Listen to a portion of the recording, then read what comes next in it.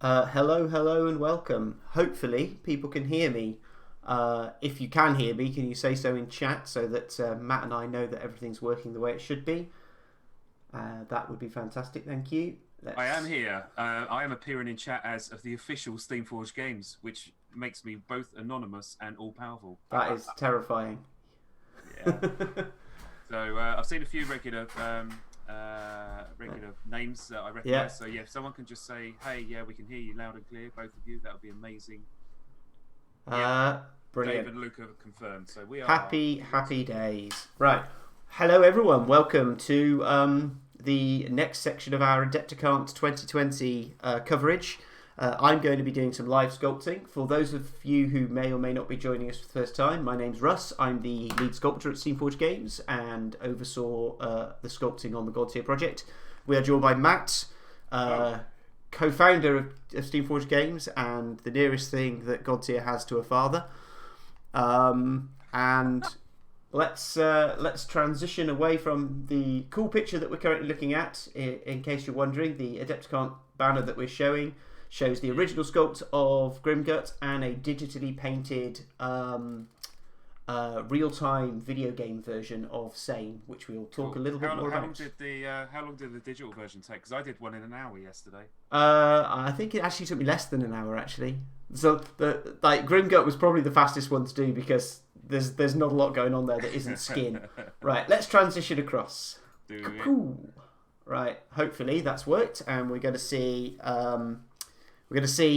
everyone's favourite big angry man with horns appear in a second. He's the best around. Nothing ever gonna bring you down. Let me stop sharing my screen. Could you share your screen in Zoom, and then I can actually see you live, so it'll make a lot more sense. I'm very scared about my bandwidth if I do that. Okay.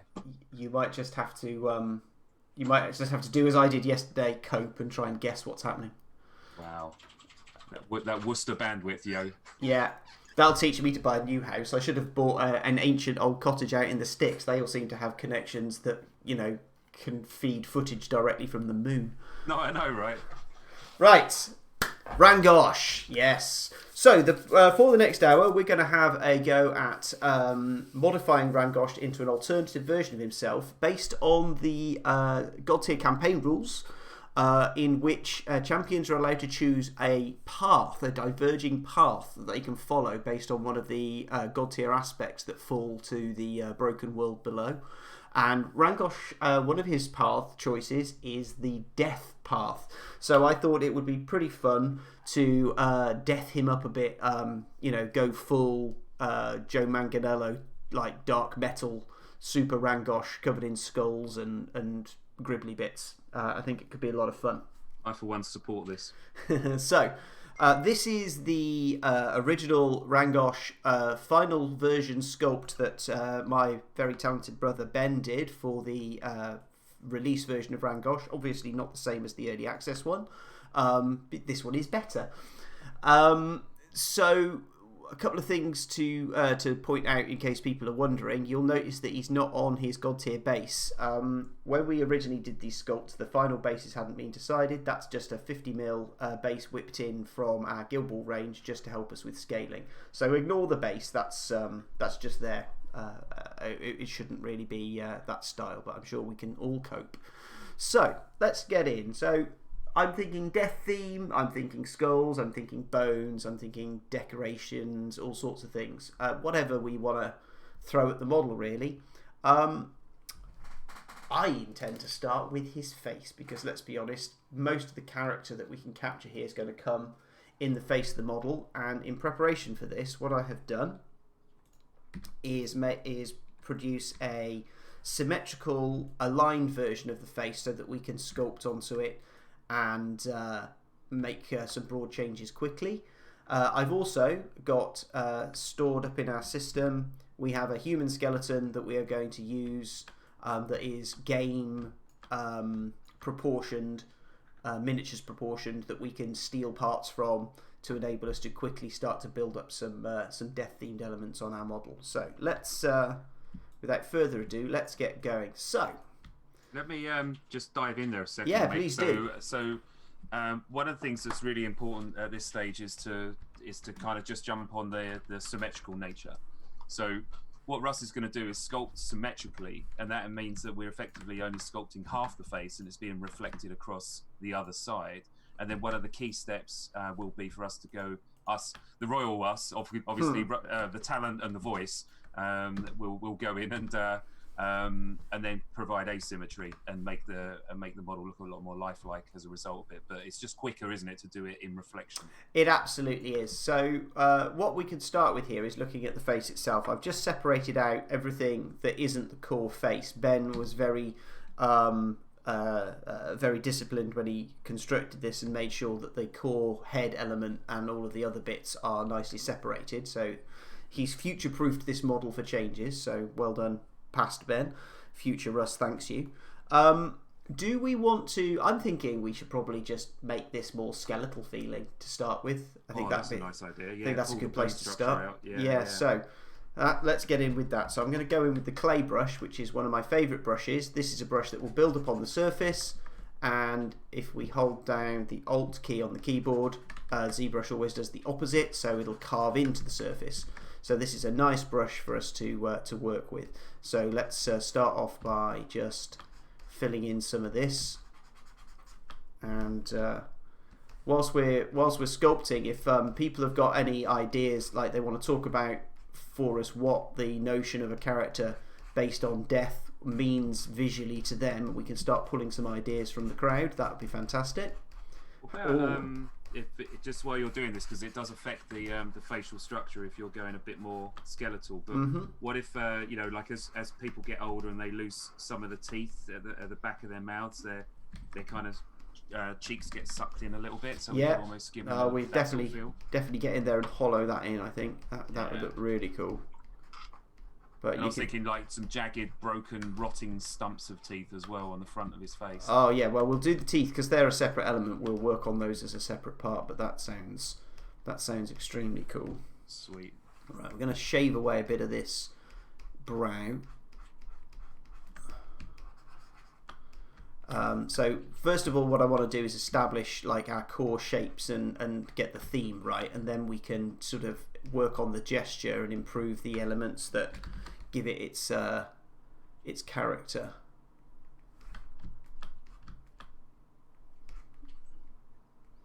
I'm getting a Red Skull from Captain America kind of vibe here. Oops. I can definitely see, a little bit of crimson on that skull. Be amazing. Yeah. Right. So we want to cut in here.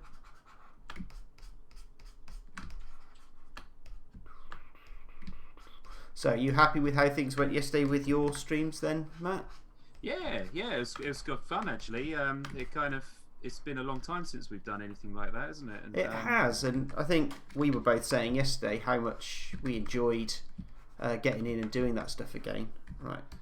Well, apart from anything else, on a selfish level, it kind of forces me to paint, and that was the first mini that I painted for about 4 or 5 months, I think. I can't remember painting a mini since at least Christmas, if not before. So any excuse to kind of make me paint a bit more is always very welcome. But I'm actually sticking a little bit of paint on some of the red bandits. I did that single mini yesterday. I'm just going to do the others in the same colour scheme, and then maybe do a stream later on in the week to sort of show how to take them from that really basic paint scheme. That'll look nice. Up to the next level, yeah. So one of the things I'm doing here is because carving away is making sort of the walls of the model a bit thin in places. I'm then going in and thickening them. In a minute, I'm going to do what's called a Dynamesh. In fact, we'll do that now, which is basically we're going to... Whoa! I'm having some weirdness here with my brush. I think my pen settings are slightly off, but we're fine. I'm going to just do this, and this is going to remesh our model for us. I don't know what the settings are like because I've not used that on this. One of the joys of ZBrush is everything is entirely internal. There are no real world numbers. It just makes it up as it goes along, so you have to sort of just play with it and see what it's doing. It's the best way, really. Yeah. Okay. So Matt Hackett's suggesting rotting flesh, so we can actually see through to the skull. I like that idea.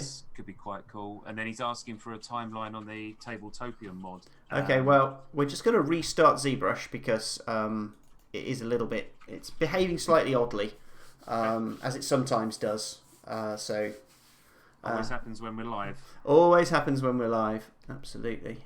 So Tabletopia mod, right now everything is looking really good for some version to be put out for probably beta testing towards the end of next week, maybe next weekend. Oh no, this has spoiled the surprise look because it's loaded in with everything visible.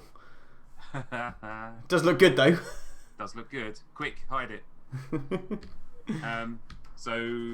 And this may well be one of the ways that some of these like fun alternative skins might see the light of day. Is to kind of put them on Tabletopia to start off with, and kind of go from there. But because a few people are asking, are they going to be able to actually get hold of this mini once you've finished it? Oh, I see. Well, I mean, one of the joys of us about to do something digital is obviously, you know, if we were going to make this model as a physical model with the best will in the world, you know, it would be months before we could get it to anybody. But we could potentially, I suppose, there's no theoretical reason why we couldn't have this model available for people in a matter of days if we chose to put it out as a digital element. Yeah, I was looking at something when I was at Gamma a couple of weeks back. A Spanish company who have a resin injection molding machine. Oh, that sounds intriguing. Which is quite fascinating. It's not cheap. The equipment itself is quite expensive, and the resin that you use is proprietary, so you can only buy resin from them. But when the resin comes out of the machine, it is fully paintable. You don't need to undercoat, which that's interesting. I've tested it, and it's true. You can paint straight onto the resin, which is quite intriguing. But because it's effectively got quite a small base, like a print base or an injection base, you could possibly see us being able to do like almost resin on demand for those sort of maybe smaller volume style miniature ranges. That's so definitely something that's worth us looking into. That sounds crazy. In an extremely good way. Oh no, I was super impressed when I saw like the quality of the mini coming out of it was fantastic. The machine will vulcanize the rubber, so you can actually cut your own mold as well, or make your own mold, which I thought was kind of impressive. So hold on, the machine doesn't print the miniature; it prints the mold. Correct. Well, no, it doesn't print it. It vulcanizes it, and then it basically controls the injection molding into a standard vulcanized mold, but for resin. Whoa, that's crazy. Yeah. And you can get 300 to 400 injections an hour, they reckon, which seems a lot to me, but that does seem very high. For a resin mold, you know, like 6 or 7 an hour would be good. So I rather suspect that they're cooking the numbers in terms of if you hot swap a mold straight out and put another mold in instantly. Huh. I think if you've got 4 or 5 people working on it, then you might be able to get up to that kind of level. But fair enough. We got much happening in chat, or is everybody just chill? Everyone's just chilling. That's good. Yeah, we like chill. Matt's looking forward to the virtual tabletop coming out, especially with us all on isolation. Yeah, that's fair. Isolation duties. It's kind of important to. I've been working on it this very day. In fact, I was doing some more work on it this morning. I mean, I don't know. Like, I'll be guided by you as to how much we're going to talk about it immediately. But in terms of, I can talk about where we're at with it if you want. Yeah. No, why not? So, so the platform that we're building it on is Tabletopia. Now, I should highlight that we have more than one iron in the fire where it comes to this digital rollout, but we've chosen to use Tabletopia to do an initial build because it enables to get us something out to you guys quickly, because particularly with things the way they are with isolation, we wanted people to have something they could play with. So this might secretly we wanted to carry on playing Godtear as well. Well, there is also that. So this might not be the be-all and end-all solution for us. We are looking at something more bespoke and more involved, but obviously that brings with it its own issues of time. So the build that I've been working on with our sculpting team, who've really sort of embraced this over the last amount of time that we've been working on it, is pretty close to being ready. As of this morning, I have a game environment built with a game board.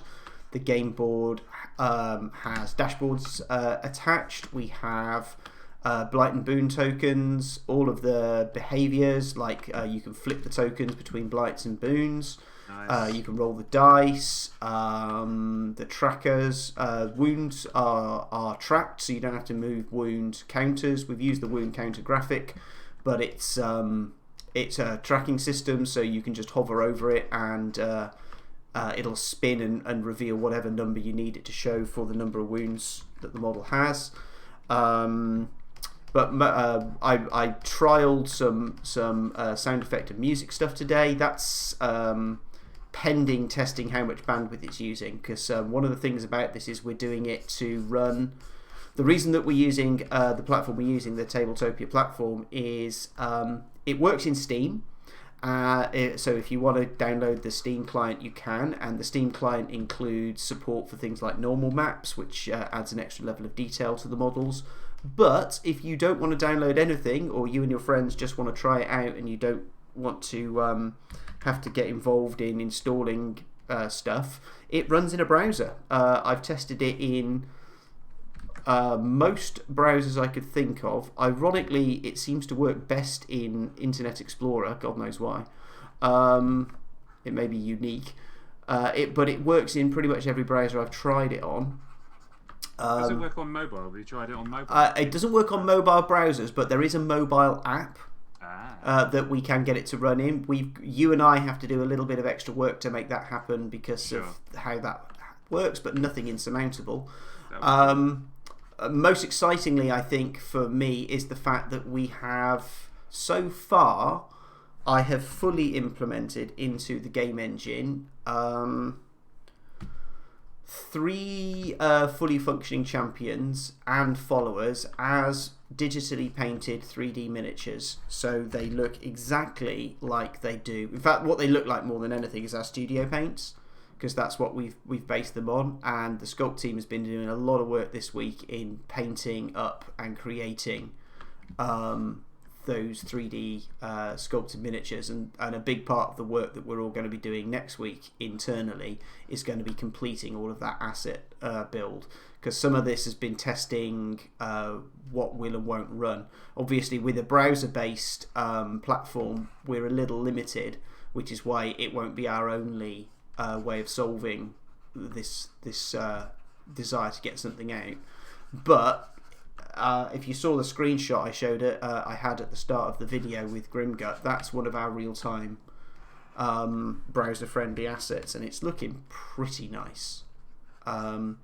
So effectively, I could play a game on it today. It would work as a stable platform. You and I could have a game this evening if we so chose. The only thing that we don't have at the moment is a big selection of champions loaded in, and that is my big push next week. So are we're just gonna roll it out with a limited number of champions to start off with, sort of like 6 or 8, aren't we? Yeah, I think the current aim is we'll build all of the demo champions, because that's the logical and obvious thing to do, and then I've chosen 4 additional champions for the Sculpt team to focus on as well. I very deliberately didn't make Rangosh one of them, because I knew that we were going to be doing this stream, and I wanted to make sure that we had some interesting possible additional content that we could add in. So if we decide we want to throw him in there, that is an option. So yeah, so I mean, it's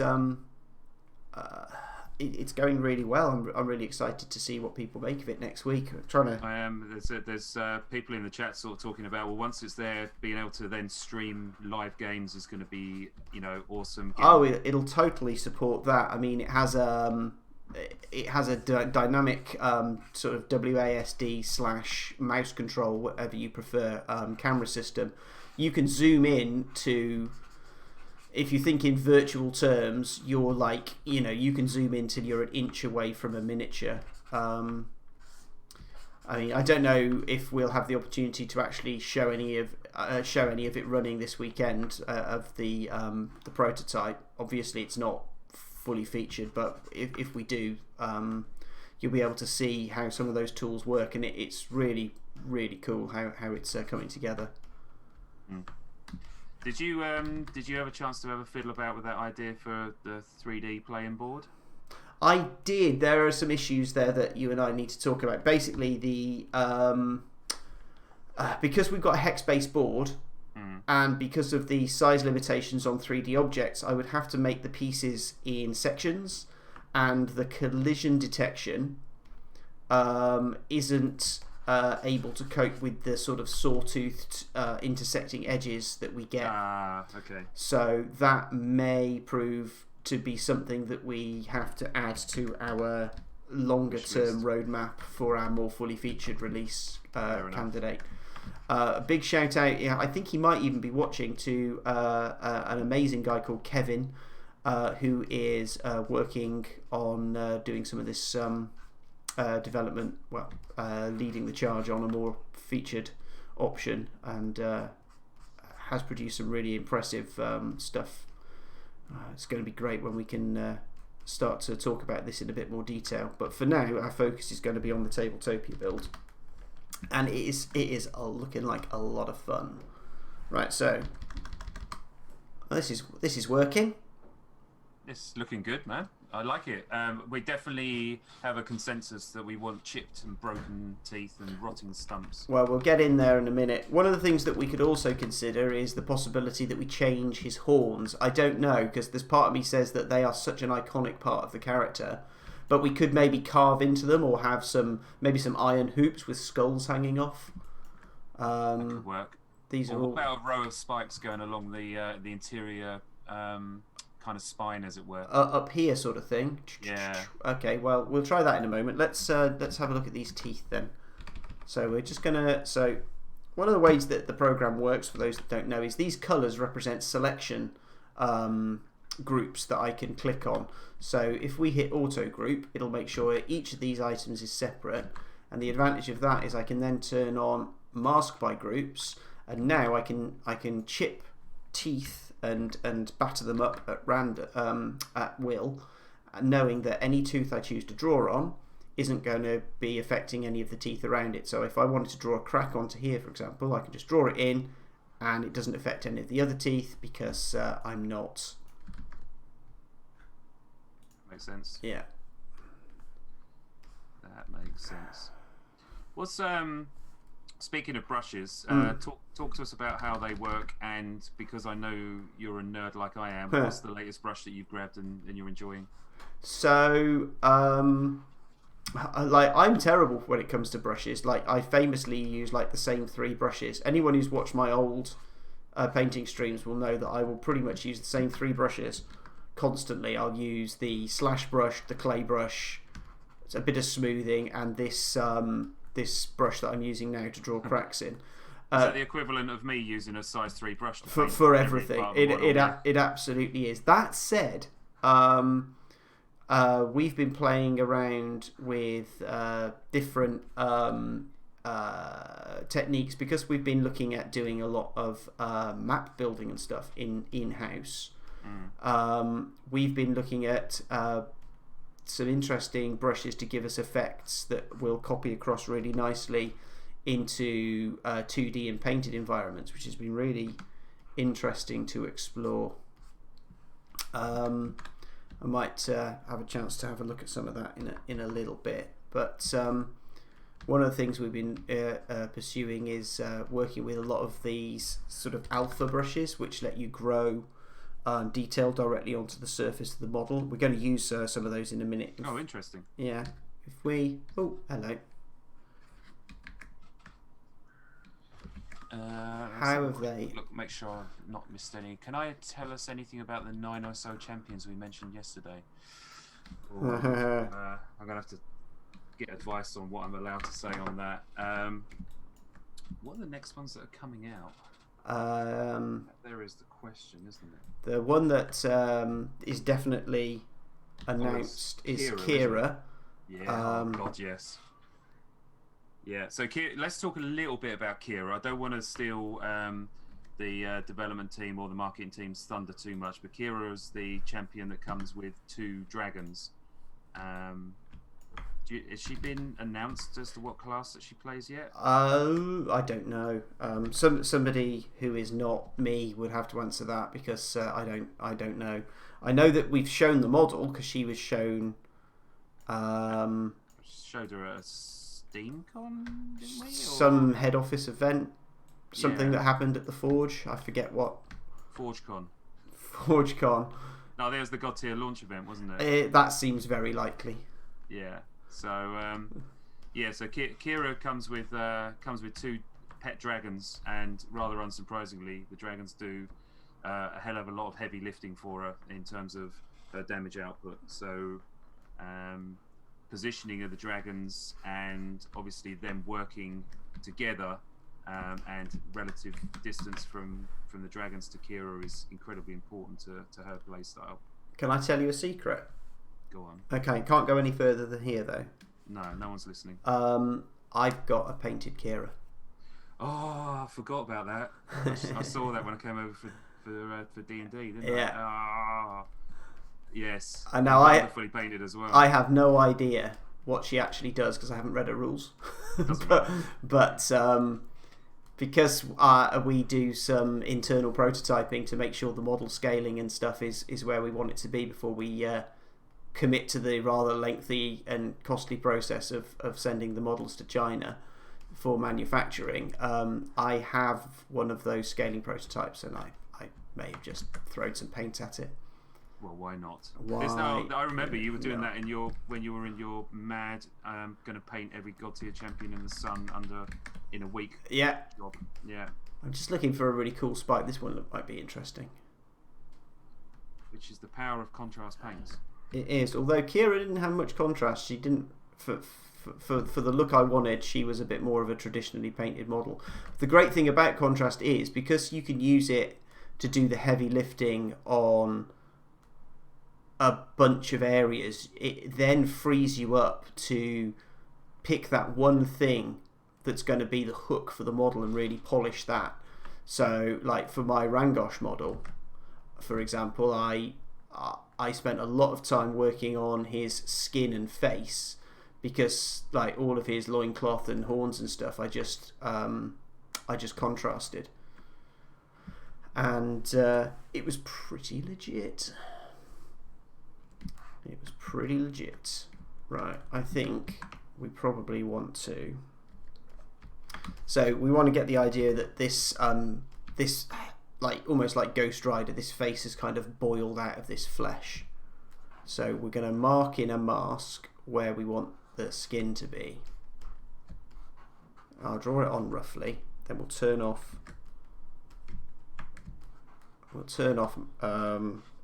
Luke's symmetry. asking whether there's any difference for sculpting for production versus these sculpts which tend to be a little bit more free and easy, don't they?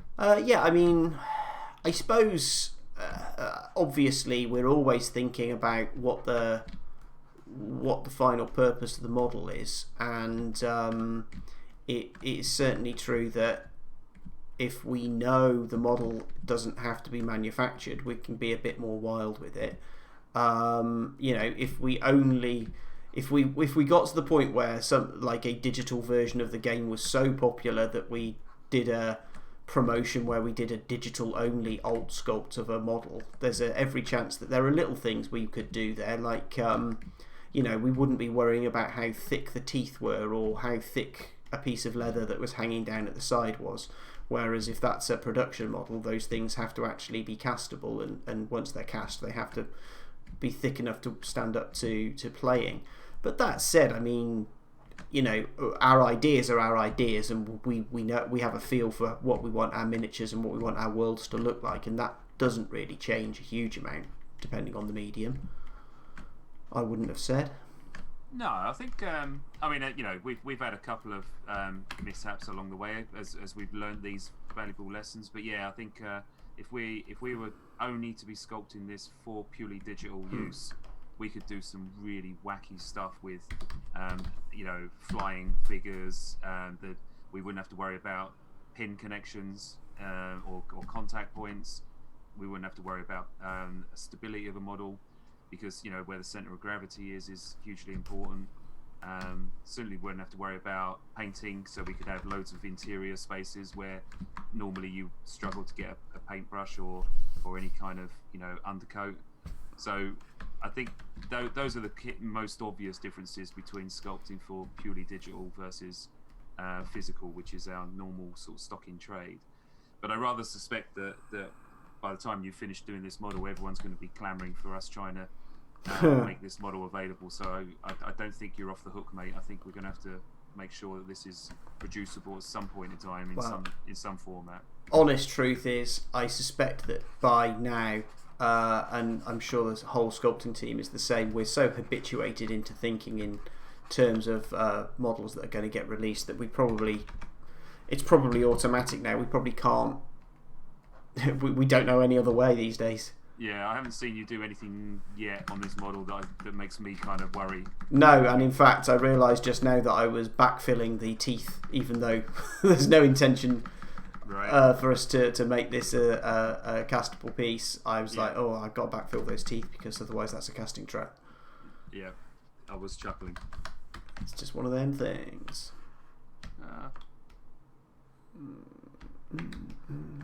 You just never know, because that's one of those things that you go, do you know what, I won't bother doing that, and then in about 2 or 3 months' time, when you've forgotten, someone will go, hey, why don't we just whack this out on a 3D printer and see, oh what? Well, we've kind of been dealing with that in reverse with the Godtear sculpts, because, you know, we've been, as a sculpting team, dealing with the fact that they were never designed to be used as a digital model. They were never designed to be coloured. Now, Matt, you know about this obviously because of your background, but for anyone who doesn't know, the way textures are applied to, the way colour and texture is applied to a digital model, you use something called a UV map, which is basically like you unwrap the model and flatten it out like you could a cereal box, to get a flat layer that all the colour information goes onto and all the texture information. Our models were... What does UV stand for? I have no idea. Who cares? Do you know? Actually, I think it's more coordinates in space. I think it is actually. I think because you have the X and Y and the Z coordinates, and I think the U and the V coordinates are the texture maps. But what I do know is that wasn't a test. I was dollying you up a question that I thought you knew the answer. Oh, you were trying to softball me, but I've failed you. Normally UVing a model and creating models that have like low polygon counts so that they run efficiently in a game engine requires you to have been extremely clever and careful about things like building your model in a T-pose and making sure that it's got very clean geometry and all of these other things that we didn't worry about even slightly, because why would we? That wasn't the intention for the models. So we've had to, and again... So the UV map comes off the T-pose, not the final pose, right? The UV map comes off the low poly model, and... but the texture comes off the high poly model. Correct, yes. So you map... We'll be showing this later. But you're going to map the detail from one to the other, and the Sculpt team, led by our very talented sculptor Tom, who will be on doing his banner work tomorrow, have spent some time figuring out how to take models that were never intended for that pipeline and making it not only work but work efficiently, because the other thing is it can't take us 4 weeks for every model that we do, otherwise we'd never be releasing this or anything else. So we've had to, from a standing start, come up with an efficient way. Oops, sorry, I still don't know what's wrong with my pen. I think I need to update my pen drivers.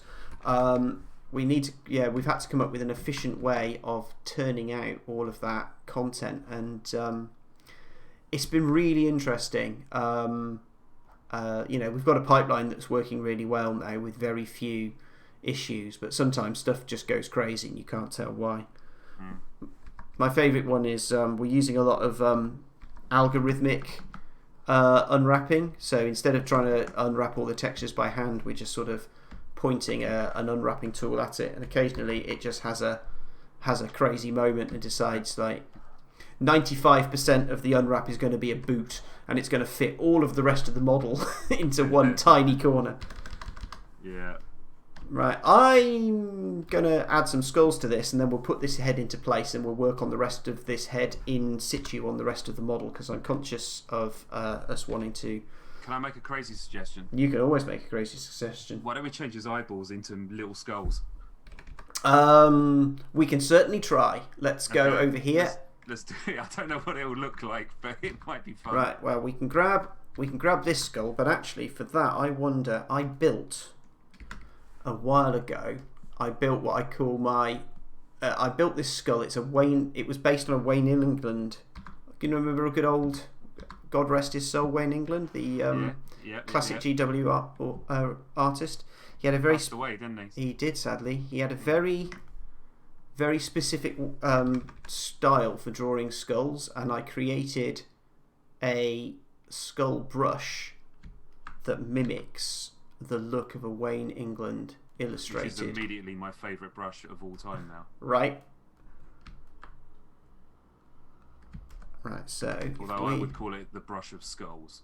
The brush of skulls. So we'll split those off just in case this looks terrible. Which gives me an idea for a D&D adventure. The anything of skulls. Oh, this is ridiculous. I love it already. Right, we just need to select them so that we can move them into place. Yeah. Right, I'm not going to lie. I thought this was going to be terrible, but this may be the greatest thing we've ever done. Yes, look at that. That is like, eat your heart out, Doom. That's amazing. Oh my lord. Right, okay, let's that's hands down awesome. Let's grab ourselves a hoop. I can't believe that worked. Let's go to these horns, turn off symmetry. We're going to draw one of these. Don't tell me that. I'm going to draw one of these on here. We're going to embed it into the model. Like so. We're going to split that way a minute so we can subdivide this without it affecting the rest of the horn. And we want this to look like beaten metal, so we're going to use a technique that we developed when we were originally doing the Blacksmith's Guild for Guild Ball. We're going to go to our noise generator, and we're going to add a noise filter. We're going to add the Veroni noise filter, which is it's a really famous texture effect that you see on stuff. It's like almost like bubbles. Right. There you go. That's what it looks like. But if I hit mask by noise and then very gently inflate this, what we actually get is beaten metal. Beautiful. And then if we go back to our Wayne England, let's delete lower on that.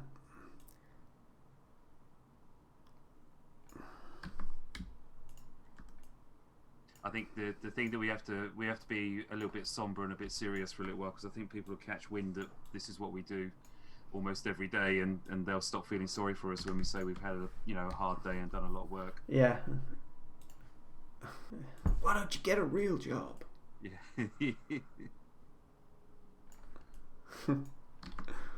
Skulls for eyes.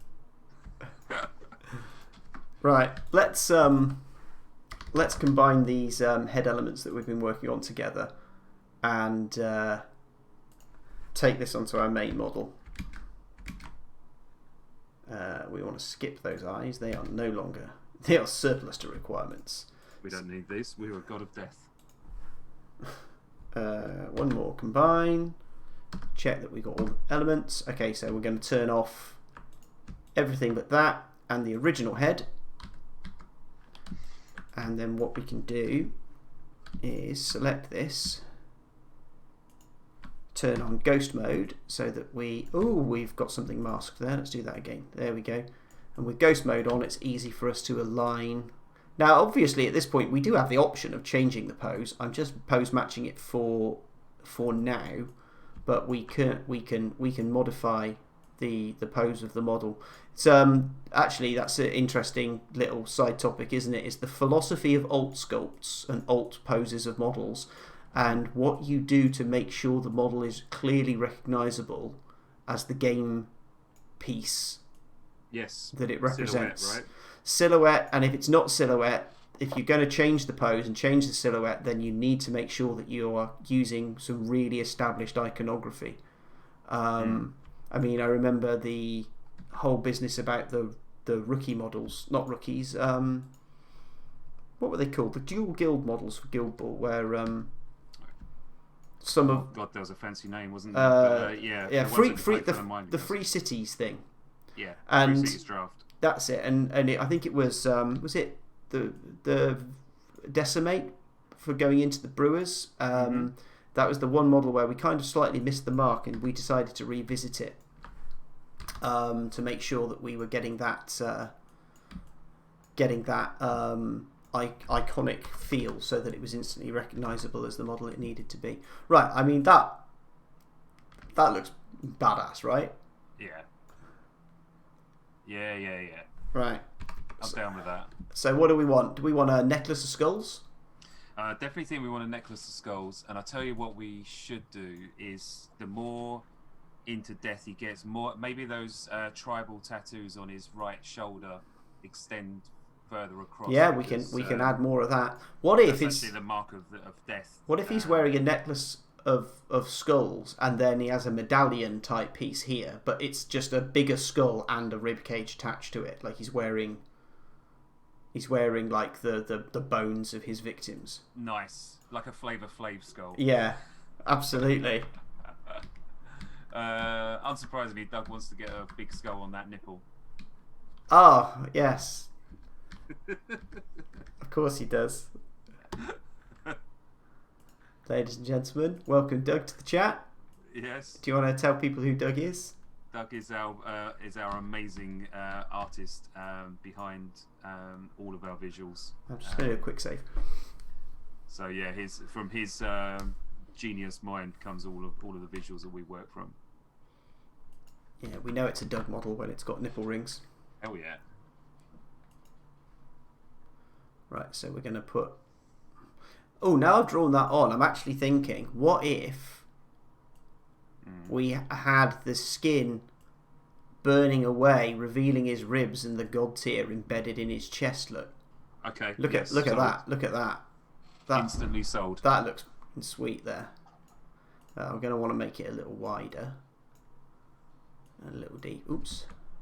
Yeah, Dave Margetson, Steve's brother, who does a lot of playtesting for us, is saying exposed ribcage and heart might be very cool. So yeah, all right. Well, that's great minds thinking alike there.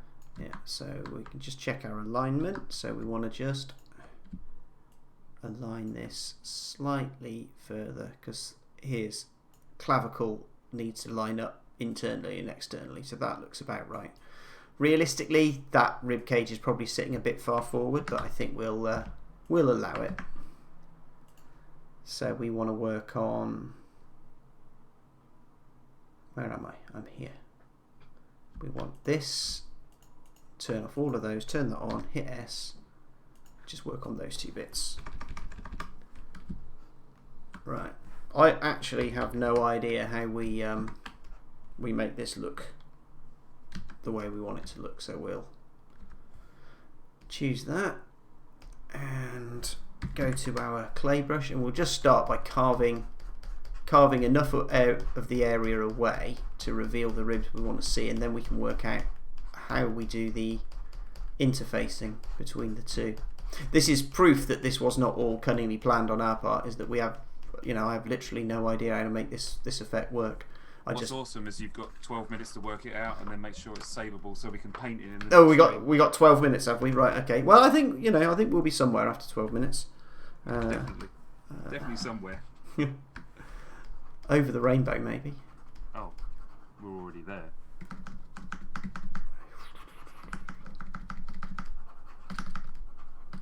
What time are we doing the next stream? Back to back, or? We're not back to back. We got a 30-minute respite, comfort break, whatever you want to call it. Mm-hmm. And then we are back in black to...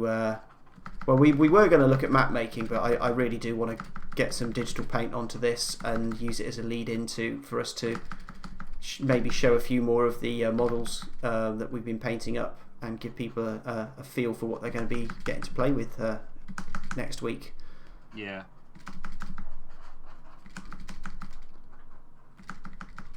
With feel a little for our lovely marketing team who, because we've been working, because it's been kind of R&D-tastic building up this this digital stuff. They really got their first proper eyes on it very, very recently and had to sort of get up to speed with it all. I was showing Mr. Giblin yesterday. He's very excited. Excellent. But everyone who's seen it gets very excited, which is quite gratifying. It tells us that we're on the right path at least. Yeah, there's nothing worse than going, I've had a brilliant idea, and then people just look at you slightly blankly. Yeah, it's like someone's off his meds. Yeah, you're going to do what? With what? Right. Let's grab the standard brush a minute and in subtract mode, turn up the pressure slightly. Well, the good news is, in the time you've done that, I've painted 5 red bandits, so... Well, that's not bad going, is it? Yeah. Well, it's turned into a bit of a Rangosh special. I'm not quite sure that wasn't planned. It just sort of happened that way. Yeah. Right. Let's see all this together. Turn off. Where's that one? That one.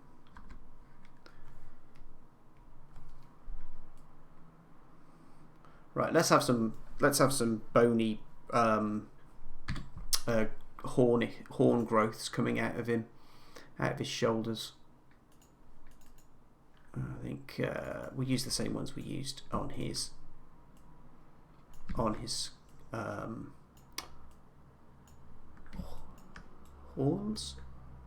I forgot the word horns for a second there.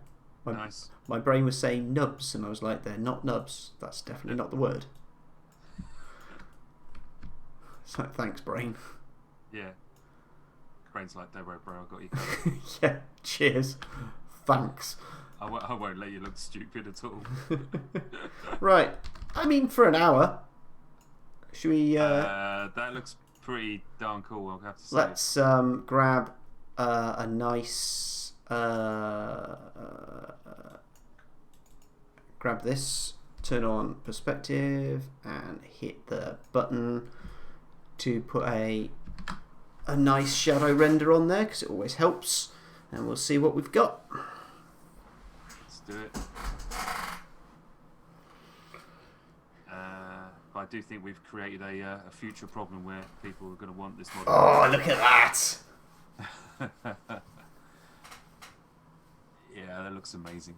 Yeah, I mean, worthy of some extra time. If we had longer, I would do more, because I'd like to put, like, torn, like, strips of flesh hanging off the ribs that are still sort of semi-binding it together, and probably change the Godtear in his hand for something more impressive, because I would imagine it's grown in power. Get some more skulls on there.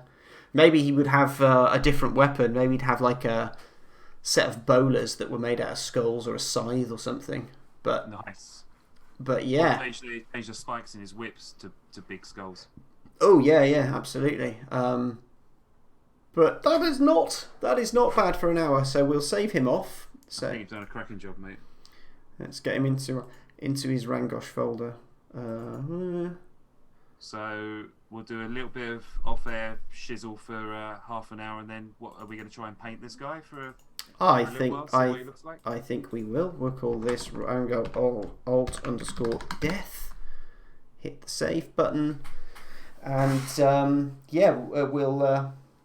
we'll reconvene at past.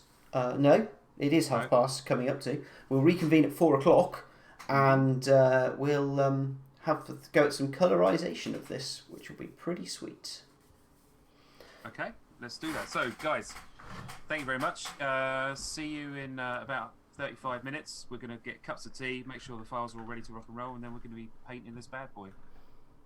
Awesome. Thanks, folks. Been a pleasure as always, and I'll speak to you in about half an hour.